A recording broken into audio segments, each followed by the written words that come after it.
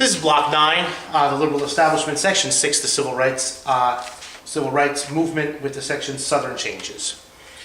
And these things, the Civil Rights Act of 1964, the Voting Rights Act of 1965, changed the South forever. It took 100 years. That the Civil War ended in 1865, the Voting Rights Act passes in 1965. It is the pinnacle and the end, a turning point, an inflection point of 100 years of awful abuse and then resurgence by the majority of America's black community. Martin Luther King himself said that having the power to vote would change the South forever. It would change blacks in the South, and it would change the South itself, and that is exactly what happened. Now, of course, racism did not disappear overnight.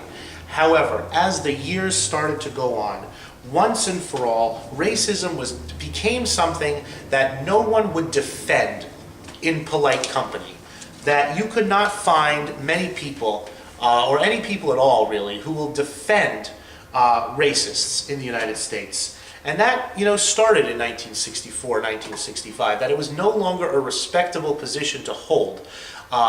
To believe in segregation, to believe that blacks ought not vote, was a position that would kind of get you laughed out of polite society, and it was a position that would get you very strange looks, if you advocated those positions. That's a social change that is very, very important in the history of this country, that even if people believed it privately, it was not an opinion that could be announced publicly without having most everybody around you look at you like you were some kind of weirdo. And that's a wonderful thing. The Klan, so powerful, in the 50s and early 60s, slunk back into the shadows. There's still a Ku Klux Klan, they're still there, but it becomes more mocked than feared. That, anybody who's anybody in the South does not join the Klan anymore. Joining the Klan is a sure sign that you are a real redneck, without much in the way of economic, opportunity or education.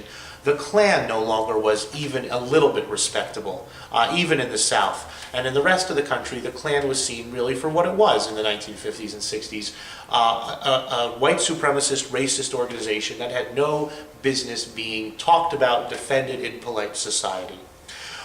There's a great story. In the 1980s, the Klan wanted to march through a town in Illinois. And the town of Illinois refused to let the Ku Klux Klan march through their town. The Klan went to the courts, and of course freedom of association and freedom of speech means that the Klan has every right to march in this town in Illinois. So they were allowed to march. They got their parade permit, the Klan did, to march in this town in Illinois in the 80s, and the entire population of this town came out and lined the streets. And when the Klan marched through, they all just turned their back. And it just showed that, the Klan was there. The Klan has a right to be the Klan. This is the United States. But it was something that, the vast majority of Americans wanted nothing to do with any longer. Blacks began appearing alongside whites, in television shows, in movies, in the halls of government, in your local, on local councils and mayors. And this, again, is a social change. That, once you see black people alongside white people, you get the sense that there are some, there's some assholes that are black, and there's some really nice people who are black, and lots of people in the middle. It's just like anybody else. And just the presence of black people in normal life, served to change the South and change the South forever. Blacks began to wield political power, now that they had the vote. Blacks started being elected to, town councils and then mayors and then state governments and then to the halls of Congress and as governors, and obviously in 2008 to the presidency of the United States itself.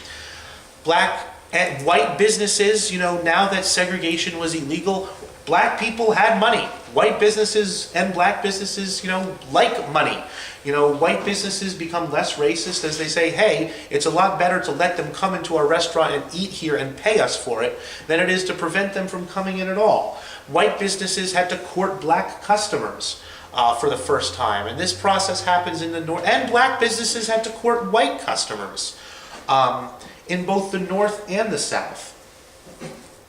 The surest sign that the South was changing was in the decade after the Civil Rights Act of 1964 and after the Voting Rights Act of 1965. For the first time since Reconstruction, more blacks move back into the South than leave it.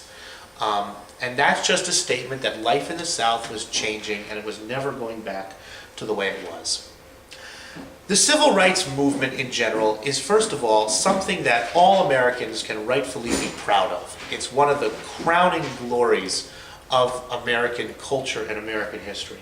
It's the crowning glory of the old liberal establishment as well, and the last movement that the old liberal establishment would ever lead.